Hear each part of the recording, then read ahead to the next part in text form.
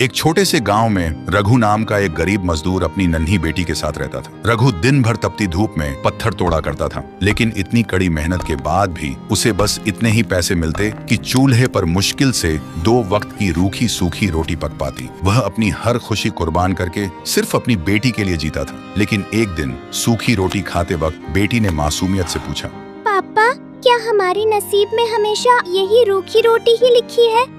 क्या हम कभी अच्छा खाना भी खा पाएंगे? ये सुनते ही रघु ने चेहरे पर एक झूठी मुस्कान लाकर कहा, एक दिन जरूर मेरी बच्ची। लेकिन अंदर ही अंदर रघु जानता था शायद वह दिन कभी नहीं आएगा। फिर एक दिन रघु गांव के बाहर एक पुरानी सड़क की मरम्मत कर रहा था। तभी उसका बेलचा किसी ठोस चीज से टकरा गया। जैसे ही उसने मिट्टी हटाई, उसकी सांसें थम गईं, क्योंकि मिट्टी के नीचे चमकती हुई सोने की एक ईंट दबी हुई थी, इतनी कीमती कि उसकी कीमत रघु की 7 पीढ़ियों की गरीबी मिटा सकती थी। ये देखते ही रघु की आंखों में आंसू आ गए। उसने सोचा, अब मेरी बेटी कभी भूखी नहीं सोएगी। लेकिन जैसे ही उसने सोने की ईंट को हाथ में उठाया, ईंट पर अपने आप कुछ शब्द उभर आए। ये सोना हर किसी को मिलता है, पर हर किसी का नहीं होता। रघु उस बात का मतलब समझ नहीं पाया। उसने सोचा, पहले मेरी बेटी, बाकी सब बाद में। और वह सोने की ईंट को चुपके से अपने घर ले आया। लेकिन लालच की सजा उसे तुरंत मिल गई। अगले ही दिन उसकी मासूम बेटी अचानक बुरी तरह बीमार पड़ गई। बड़े से बड़े डॉक्टर भी उसकी बीमारी की वजह समझ नहीं पाए।